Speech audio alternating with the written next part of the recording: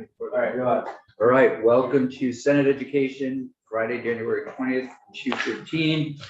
You just heard the governor's address, wrapping up a pretty good week. We have with us Bill Smith, who asked to join us to talk about a number of things. And Bill, you've been in this committee before, but this is a new group. I think have you met everybody? I have now. Yeah, okay. And Senator Hashim was in House Judiciary last time around. So you saw him.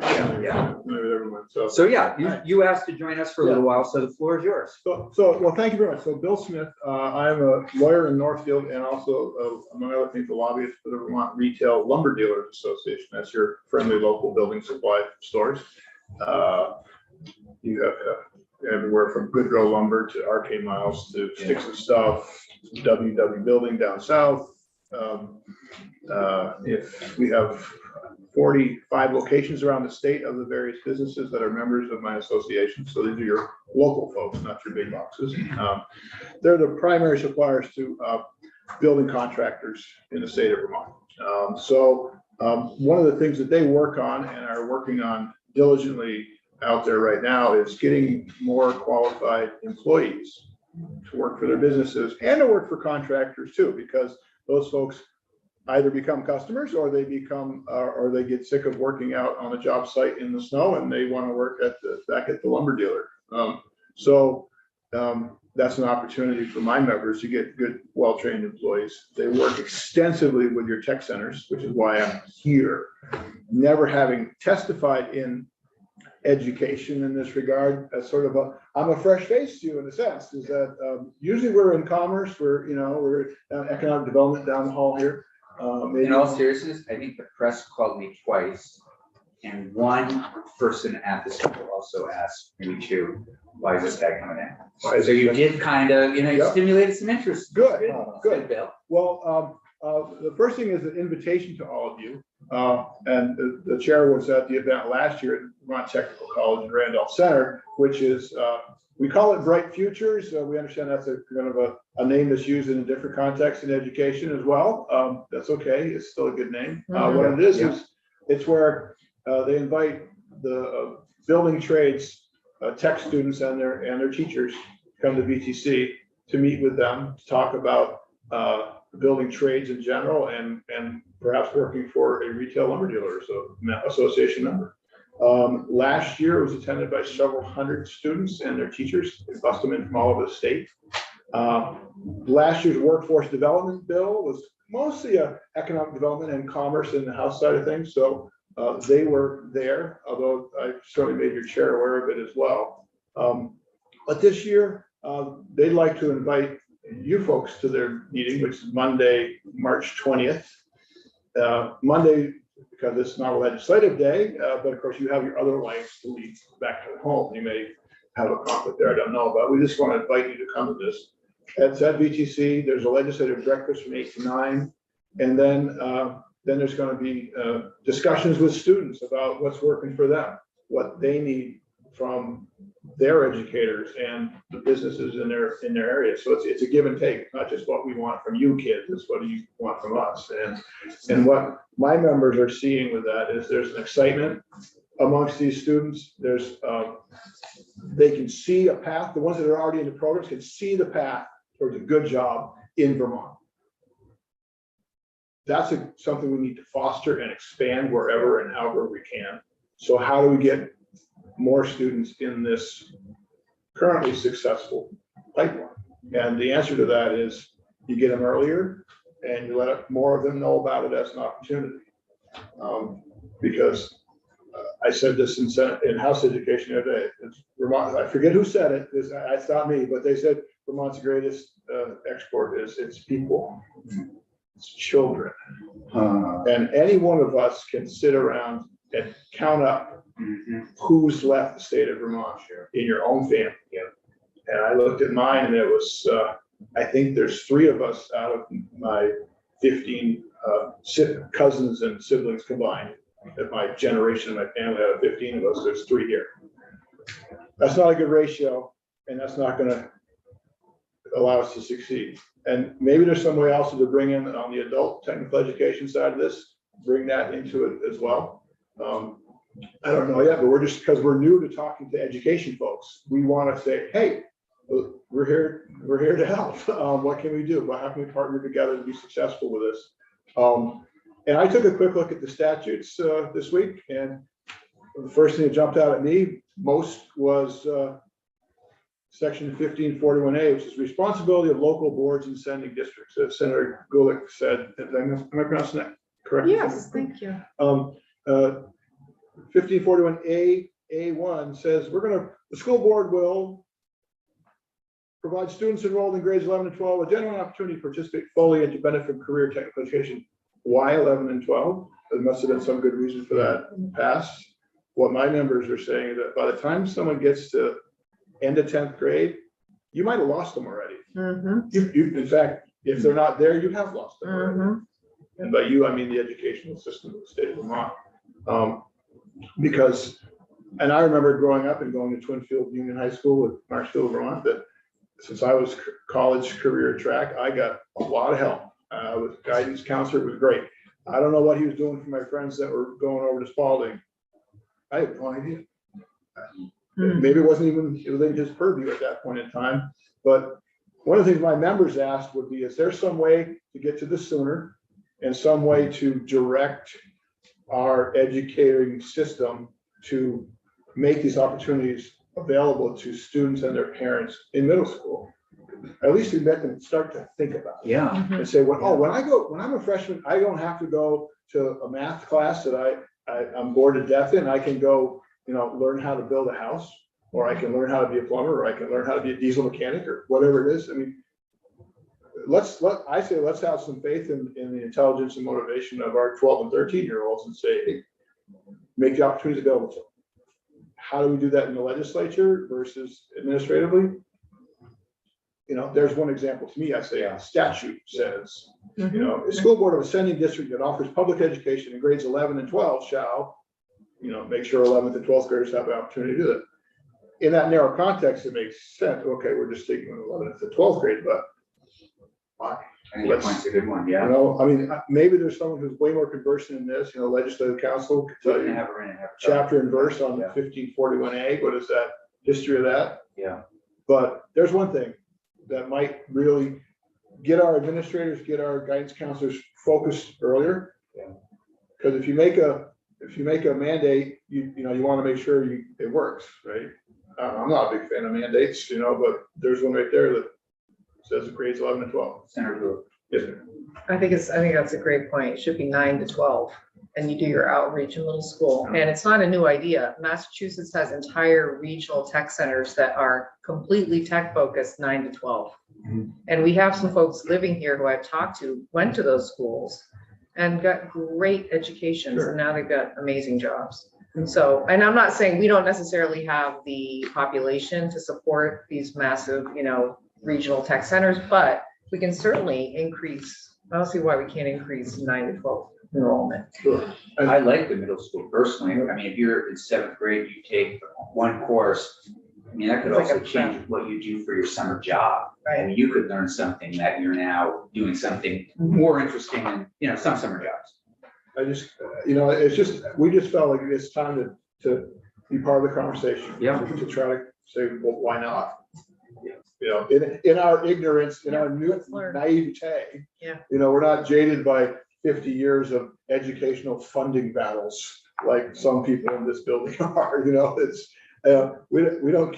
That's another part of this is the funding. Should the money follow the student, or does it happen in some complicated formula that's like 35% from the state and up to 87% of a student will go to the regional tech center? How you came up with those? There was some. I've been in this building since 1994, and I can tell you that there's some sensible reason why that was put in. It's not just something that just looks bizarre and confusing now, but it is bizarre and confusing now. So let's revisit it, please. Yep. So we can, if you want to come back and continue this. So next Thursday at 2:30, career technical education. We're going to hear from superintendent at the Central Vermont Career Center. We're going to hear from Bill Lucci, who's down in Stafford, and Rob Behaney, Southwest Vermont Regional Tech. Oh, very good. And so we can sort of pull this apart. And I can also, we'll ask Ledge Council to come in first and tell us a little history on 1541A, kind of tell us, maybe she has some understanding of, why it's 11 to 12 only. Is it impeding on people's decisions, that kind of thing. Yeah, and that's, And I think I'm glad you saw that. and I just, so maybe that's the hook to start the conversation. Great, let's do that. Yeah. I will say this, my members work very closely with their local regional tech centers. They're not just providing the building material, but they provide, places to do the work. I mean, whether they're building sheds or Yeah. tiny houses or whatever they're doing, those building supplies come from my members, they're donated, but it's also meeting with them, explaining to them, here's an option for you. If you wanted to, I use Tim Combs at Goodrow Lumber as an example, Mhm. because he started off working there out of high school, out of a tech center, and now he's the owner. So. Senator Williams. So when I went through high school, algebra, trigonometry, didn't like it. If the teacher could have shown me where I was going to be able to apply what I was learning Sure. at a later age, I probably would have paid attention. So STEM, I don't know if the math part of it can be incorporated in, but once I got out into the world, I built my first house. I didn't know anything about algebra or trigonometry, and I needed to know it. It would make my job easy. But you knew geometry, right? Right. It's Correct. With And my geometry. right triangle here. Right. Yeah. So, The 3, 4, 5, right? Right. so Important, because the house got to be square, right? That's a simple example of exactly what you're talking about. It's a practical application of learned principles outside of the conventional classroom. It's John Dewey, learning by doing. You really, yeah, absolutely. Did you follow up? No, Senator Gould. No, I have a comment and Yeah. a question, but yeah, you can learn anything through a tech lens and in a tech context. I mean, that's the beauty of it. You can learn Shakespeare. I mean, Yeah. literally, it's a great way to learn. My question is the funding piece, which I know a little bit about, sadly. Is that in statute as well? I probably should know that, but do you know if that? I believe it is. I mean, in fact, at least as far as, tuition to the career technology, there's this whole subchapter in Title 16 called State Financial Assistance. Okay. Career technical education. So Okay. it's more than what a quick trip to my printer can do for you today, but I'm sure Ledge Council I'll check it out. can lay that out Yeah, for she you. could come in, I think it's a great review. I don't really have all the details. And if anybody else wants to, with your tech center coming in, one in my district, one locally, so if there's anybody else that you think that you would want your tech center to come in, just let Hayden know. Oh, all right. I can ask our director. So, when they're putting together their budget, when the regional tech center hosts school, I mean, I'm using the right term, but that's, when they're putting together the budget of this tech center, they're thinking about how that's getting paid for, right? So Yeah. that's who I'd want to hear from. Like, okay, how's this getting paid for? Is there some built-in, maybe even subconscious disincentive for sending students to tech centers? That's a great point. You did bring that up, Senator Gould, right? That there was a real disincentive to Yeah. sending your kids. Yeah. And then you guys brought up that your tech centers packed. So there are some real Well, the issues. Standing sending room only, school has to the send money. Yeah. So how do we replicate that? How do we take that success to every tech center in the state? They all have strengths and weaknesses, areas of focusing on more or less. Probably, I don't know why, but it just seems to me it's entirely possible that maybe someone has works with one of my members and is friends with them, so they're thinking building trades. Maybe somebody else is working on, training mechanics, so they're working with a local car dealership. That's the kind of, just that natural focus on where you're used to is something that we need to make sure we can have that success in all these areas, because these are great jobs. I mean, you get a job and you don't owe $200,000 for college, and these young people are, they're in late 20s and they got a $60,000 pickup truck and they're buying a house. Yeah. I wasn't doing that in my late 20s. I was in law school, right? So, and by the way, being a lawyer in Vermont. Yes, And then in the seventies, I went to a technical college in New Hampshire, and Chrysler Corporation, I wanted to be an auto mechanic. Chrysler Corporation, actually, local dealership in Portsmouth area, they interjected into the curriculum, and they provided tools and parts. So, and that was one of a big industry was getting involved in, we need more technicians. So I think that's big too. And those programs, I know that I have a friend who went through a very similar program with General Motors, and it was in New Hampshire.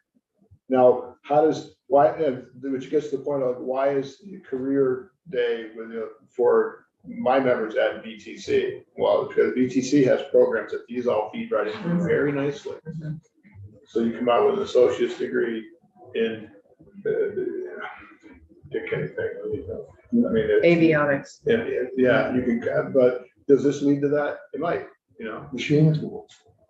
I think they've got machine tools. So how do And I would we, also, if I may, argue that it makes if you're gonna do it also, if you're on the college track, you can do some of this, just makes you a more rounded person, Sure. I think, Well, just being able to do things. if I may, before I went to law school, Yeah, I had grown up working on the family's dairy farm, so I was some familiarity with getting dirty and working hard. And then for 2 years after college, I worked construction. I was making $750 an hour, no benefits in the mid-80s, early 80s. And I have to tell you, it's an eye opener to a college boy when somebody who doesn't have a 9th grade education has contempt for you as a human being and thinks you can't work.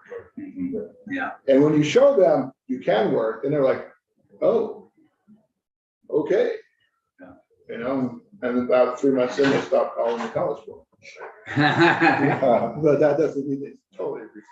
You're like Mike Rowe, like Mike Rowe, dirty job. Oh, yeah. So I get that. In fact, Yeah. those are, I don't have a lot of friends who are lawyers, actually. Most of my friends are Legislators. contract. No.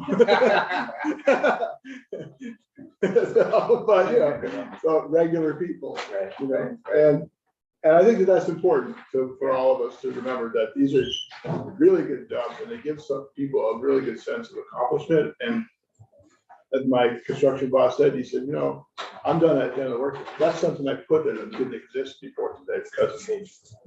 And I can go back now and drive my house and go, I built that. You know what I mean? I built that. Yeah. And Yeah. Any other final questions before All I we wanna Senator say Hayes runs? I'm not gonna be able to be there on March 20th, but I want you to know, and all those fair Tech enough. folks to know that I support it 100%. And I'm super excited and motivated to make some positive change. And let's get those middle schoolers thinking about it. Yeah. Yeah. I mean, maybe it's the biggest key in my mind. I haven't got the slightest idea how to do it, but someone around here does. Yeah. Yeah.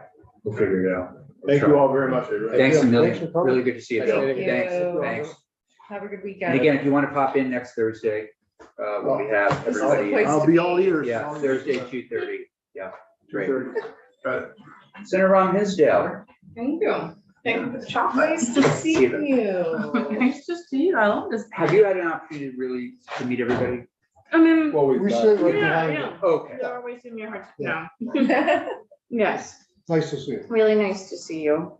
And thanks for coming in. The reason, we want to have you in is we know that you're working on a lot of workforce development stuff is in your committee. Yeah. And similar to when Senator Sorokin was the chair, we're just looking to partner with your committee on the education stuff, whether it is the CTE kinds of things that we were just talking about, or how to, one of the things I may have mentioned to you is we're starting, next week, we're going to start to take some real testimony on, Teaching Vermont campaign, how do we get people here, all those sorts of things. So we just wanted to have a conversation and see if there's anything, if you could tell us a little bit about timing on some work that you may be thinking about, Yeah. or if there's anything we can do at this point, other than just kind of keeping in contact. Absolutely. For the record, Senator Keisha Ron Hinsdale, Chair of Senate Economic Development, Housing and General Affairs. really appreciate you, Mr. Chair, inviting me in. I think it's a symbolic start that will have a fruitful and tangible impact, I think, on our ability to cooperate on these issues, which is really critical. We just heard it in the governor's budget address in a lot of different ways. I brought last year's workforce development bill, especially because you have a lot of new people on your committee. I'm not going to go through it. What is it? It's many pages. And this is just the section by section summary, actually. It had, a lot of funding for CTE. Our focus, I would say the centerpiece last year was our nurse and medical workforce. And sadly, I know I just read in Digger today, and some of you may have also, that much of that money has not even gotten out the door yet. That is, as you may be experiencing, the story of a lot of funds that we felt were urgent in their deployment, but still aren't having the impact yet, or haven't had the opportunity to have the impact we hoped that they would. Other than that, we have lots of things we piloted in this bill for helping people out of incarceration and through, educational programs to get them back into the workforce. But, again, we are sort of seeing a lot of those dollars just starting to hit the ground. We have some loan forgiveness in here for students who, stay in the state. So those are some pieces of this bill, and I'm sure you have JFO or somebody doing a deeper dive and helping you with those updates. Another thing that was important to some members of the committee was trying to have an overarching workforce leader in the state. I don't want to say czar. I don't mean anything tongue in cheek. I don't remember what we actually wanted to call them, but someone who was coordinating between AOE and DOL and all the alphabet soup to try and have a direct ear to the governor's office on who is actually coordinating this. I mean, we talk a lot with the Department of Labor, and they touch maybe 8% of people trying to get back into the workforce. So it's a lot of employers, it's a lot of trying to find open doors for folks. That position never got created. And that's neither the administration nor legislative intent. We had legislators involved in a process with state stakeholders where they instead turned to a consulting group to help them do a needs assessment of what kind of governance structure would help with workforce development. And that RFP, I believe, just went out, or they just brought a new contracting firm in to do that work with them. So again, that hasn't beared any fruit yet. So with that all said, I'd love to talk about new things, but we're also seeing the need to make sure that everything we've already tried to do is working or accomplishing something. It's certainly in our minds in our committee that we have 24,000 open jobs in the state. And as I've said in any circle that will listen, if we took everyone on unemployment, which is about 7,000 now up to 8,000 people, and if we took the 5,000 people roughly that are in our education pipeline somewhere, that's still about half of the need that we have. Certainly, we have all just heard the governor's budget address, and I appreciated the focus on immigration, because we just simply are not going to grow the people fast enough to take the jobs, as much as we might try. And we do need to be a welcoming state, and that does come with credentialing and licensing and upskilling and training programs. I have a particular pet issue I've told your chair about, because as I see people trying to get back in the workforce or come in as new Americans, English language learning and driver's ed are just these huge bottlenecks where people can't really move on to a good paying job or to a re-education process unless they have access to transportation and language skills. And I think it's so good I'm here, because sometimes we can see in real time that some of these issues fall through the cracks between our committees, because they fall through the cracks between AOE and AHS and on and on. So that's a great reminder. We're talking about equity throughout the state English language learners, what are we offering across the state? Thank you for Can doing you that. say something about driver's ed, what you know and some of the Yes, problems? yeah, I mean, it's, it's come to me from a lot of Yeah. people who said, you're chair of economic development, and it feels like with a little bit of money, we could actually get people, the classes they need. So number one, you may know better than I do, but it's probably worth exploring. I am hearing that driver's ed can be a challenge even in our not K through 12, but our high school system. Even if you are the most traditional type of student, you're not always able to get into the driver's ed class. But that's at least what I see a nod from our high school student. Is there a driver's ed class that's following? There is, but it fills up. I didn't think it probably myself. Okay. So, right, yeah, I mean, thank you, Hayden. So, I think I've heard anecdotally even, you have to have the means, even if you're in high school, to potentially not wait. You might want to get a job early in high school, and, having access to your license on the early side is helpful. Is it good? So did you pay for it out of your own pocket or the school chip in? Well, my parents. Your parents paid for it, yeah. There's a Okay. shortage of Yeah. drivers and teachers. Yeah. Right. I've even, there is a woman who works with AHS. She's specifically charged with helping foster kids with access to driver's ed, and they do not generally have access through the AOE system. They go through AHS, and she has explained to me that we are now using the teacher program in New Hampshire to teach our driver's ed teachers, and they are coming back not even feeling particularly comfortable with car time with students. So yes. Sorry, we have an AHS in health and welfare. Which AHS are you talking about? Yep, sorry, Oh, the Agency same of Human one. Services. Okay, Oh, great. yeah, yeah. Okay, just want to make sure. Oh, I was like, I think there can only be one of those, because it is our base, one we fund the most. But yes, no, I will try not to do all that. I will go soon. So even just falling through the cracks between human services and education, depending on where you are. And when I visit places like our youth centers, and that are working with new American populations, they have people, a range of ages in their families, themselves included, if they don't even have the wherewithal or opportunity to sign up at the right time at school. There's a lot of new Americans and at-risk youth who also don't really know where to go. And our youth centers are saying, we would do it with a little bit of funding. If, there are counties where they say they have volunteer teachers and drivers, but not a car. Some places they have a car and not the volunteer teachers and drivers. And of course, it's nice to volunteer, but you also want to make sure they have enough training to have young people behind the wheel. Yeah. So one of the parts of this that interests me the most is the student loan repayment for people who get their education here or move here and stay here for Yes. a while. And I was wondering what that system would look like, because that's something I've been thinking a lot about. And do you have any additional thoughts on that? Yeah. So, pregnancy brain, which I'm going to exploit a little bit.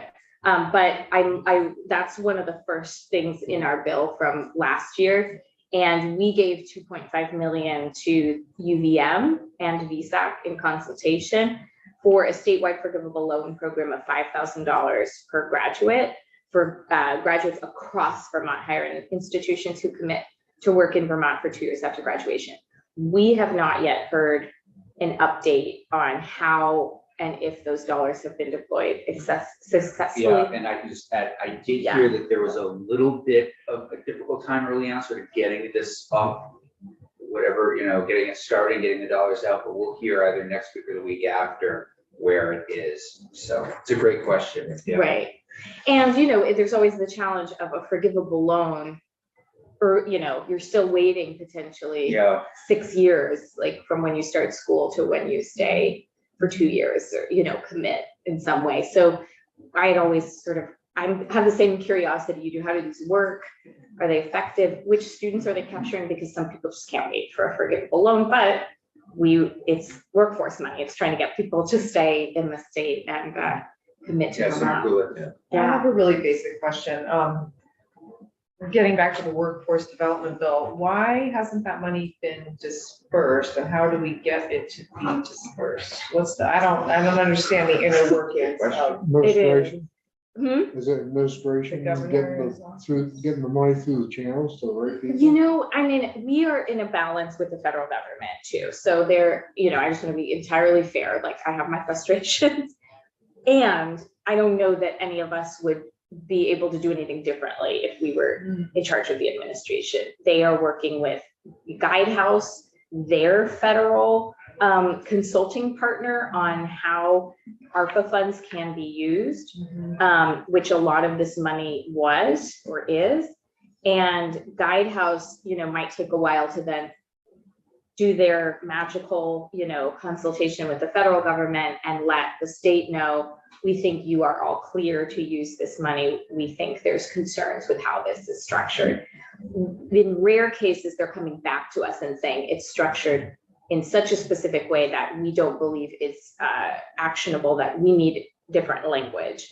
I don't think we're at that point with anything directly under our jurisdiction yet. But I read for the first time about all the nursing money not getting through from Digger, and they mentioned, you know, federal guidelines and things being delayed and changing how the program works. We also gave agencies and quasi-governmental organizations money that weren't used to administering these specific Yeah, programs. the loan we gave to, like you said, VSAC and Yeah. BM to develop an office and. Right. Yeah, takes a little while. Yeah, there's new portals we're setting up, Yeah. IT projects. There's no staff anywhere, right? So Right. it all comes right back to whatever we try to do.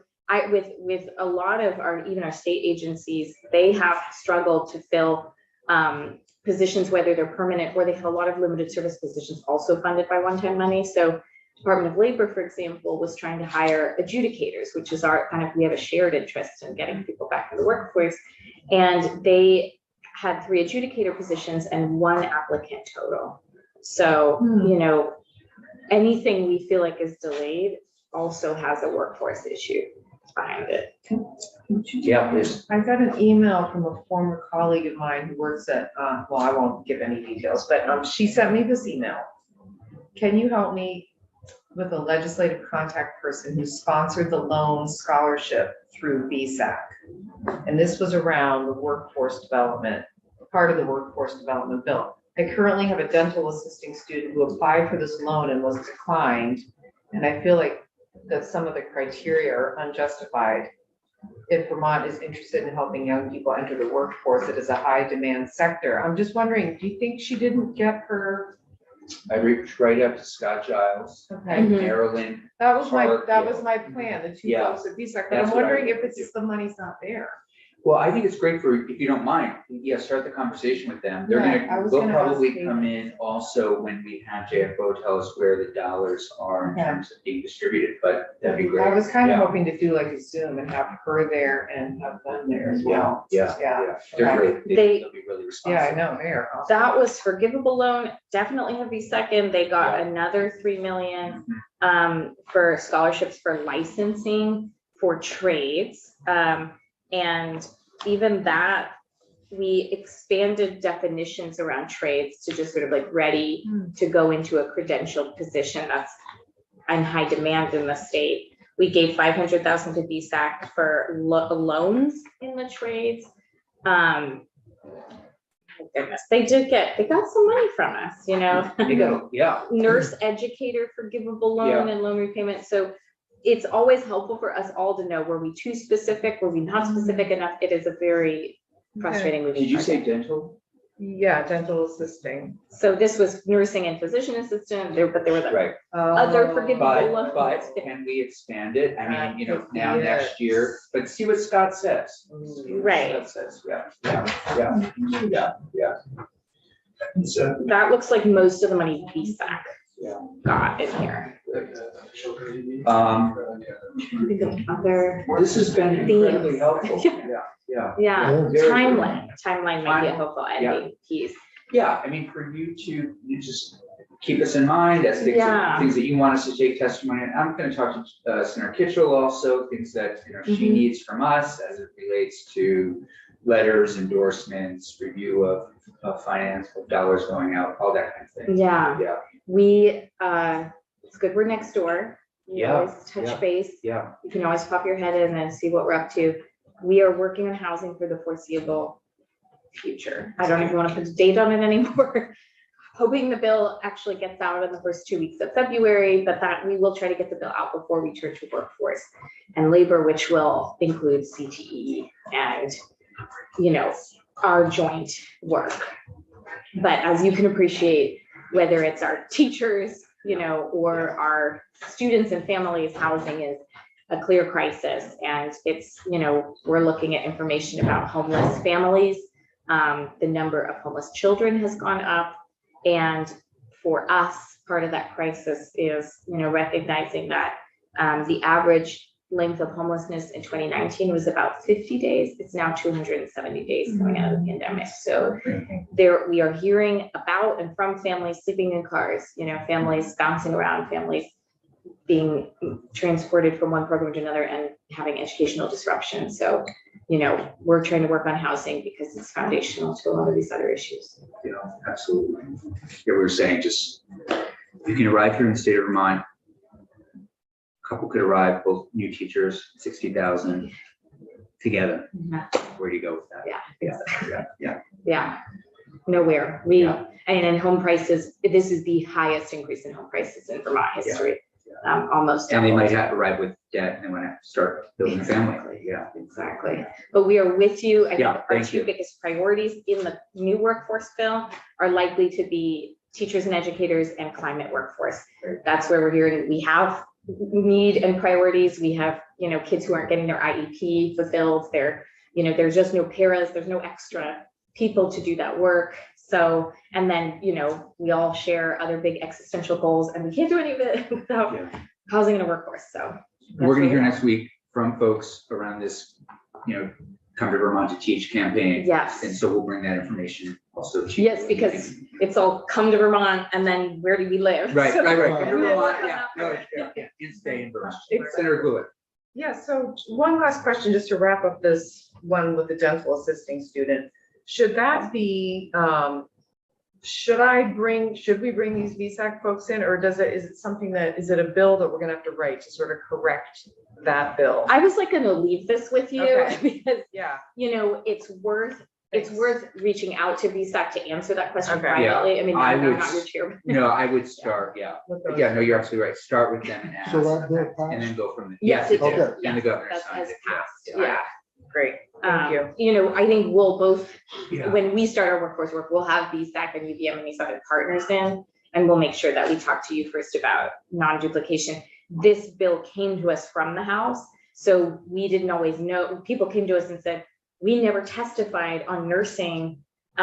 We are the group that would administer the program, and we never even testified in the House, not to pick on the House, but there was a lot of confusion. Mhm. So, you know, it's worth getting Mhm. answers privately and then having people in. to see Yeah, what's and I think we happening. can do it both ways. You can get the answer privately, and then when they come in to talk how the money's going out, Okay. have it again. But I would love to know, and this is the thing, Scott may know that there are dental funds buried somewhere, Exactly. you know. Alright, So the alright. person, so I, you know, that still might be out Maybe there. I'll just forward this email.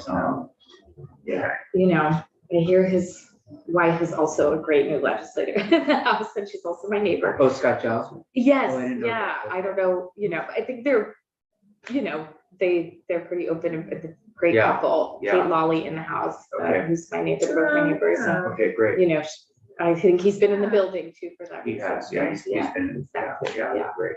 Um, Thank you so much. Where did he- Scott Johnson? Oh, wow, really cool. Yeah, Yeah, a lot of public servants. fantastic. Anything else from anybody for Senator Ron Hinsdale? Thank you for coming in. Yeah, Really thank you. appreciate This was a Really great great. gesture. Great, Thank you. great. We'll Right. continue, so thank Work you. You together. can come into my community if you want, Right, you know, yeah. just to. Thanks a million. All right, thanks. Have a good rest of your day, safe drive. Yeah, have a safe drive, everybody. Look forward to seeing you next week. Oh, Yeah, you're the, Okay. yeah.